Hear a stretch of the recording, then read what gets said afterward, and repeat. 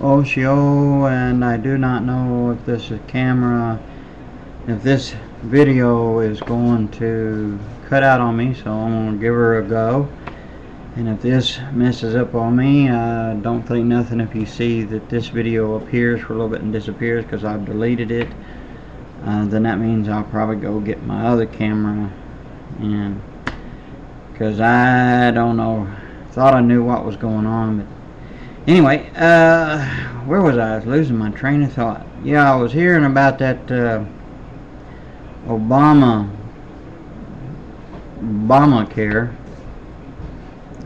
The way I understood it, if I got it wrong, guys, please correct me on it, because I mean, from what I could tell on the news, that they're saying that it passed his health care plan. And I made a comment on some video thing there. I made a comment, text comment. Like I said there, hello Yellow Brick Road, or should I say goodbye Yellow Brick Road, and hello Red Brick Road. I was reminded of a preacher. Now there was this one preacher.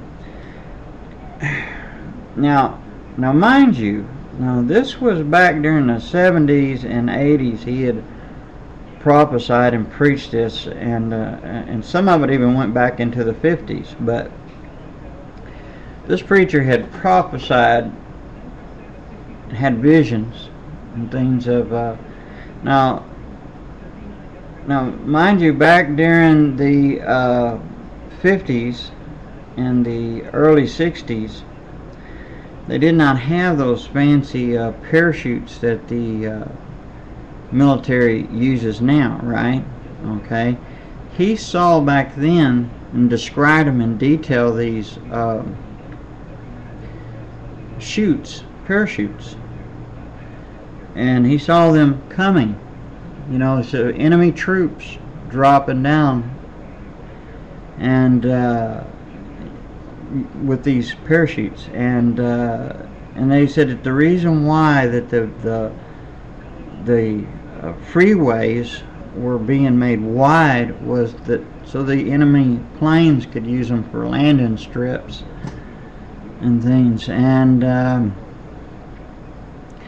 he mentioned about how that the police would be like our local police would be like a military police. And well, we see all that part of it happening, coming into being, and how that he even prophesied, he didn't prophesy Obama, he had prophesied back even before anyone even knew that Obama was going to even be running for president. He prophesied that the next president would sell the country out, and we see just that. And there's a lot of other preachers that are not what you call well known, and there are other individuals out there who, regular Joes, that God has given dreams and things and showed these things that are coming to pass.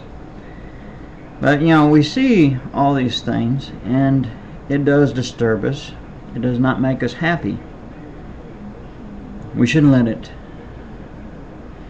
instill fear in us, because if we are loved, we have been saved and filled and sealed with His Spirit, why should we fear? Should we even fear man? For what more can man do to us? Because they can kill your body, then what? They can't take your soul. They sure can't do that.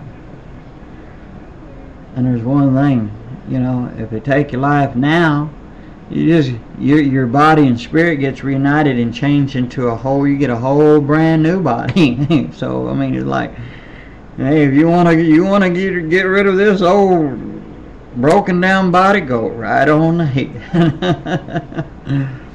But I know that we do get worried, as in not as in a sense of fear or worried. You know, we just, and that's, when I use the word worried, I use it loosely. I don't mean in a sense like worried as in fear. I think you know what I mean. But you know, we worry about what's going to happen next and things. You know, I mean, that's part of our nature, the way we do. We worry about, okay, this is happening, what's next, you know, kind of thing. But we see that there's nothing good coming out of this,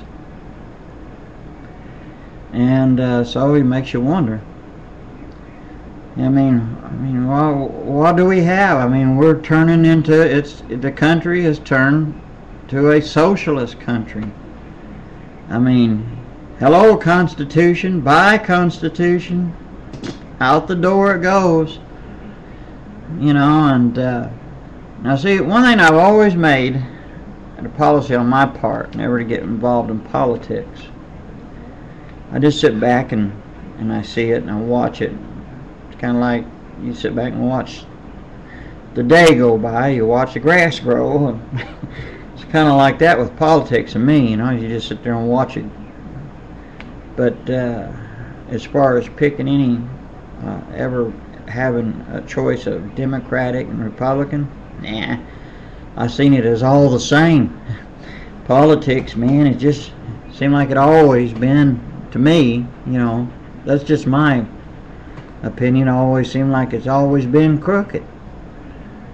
You know, and there's people that were honest, good people that had was honest and good when they first went into politics, but by the time politics got through with them, then you didn't even know that person anymore. So, oh well.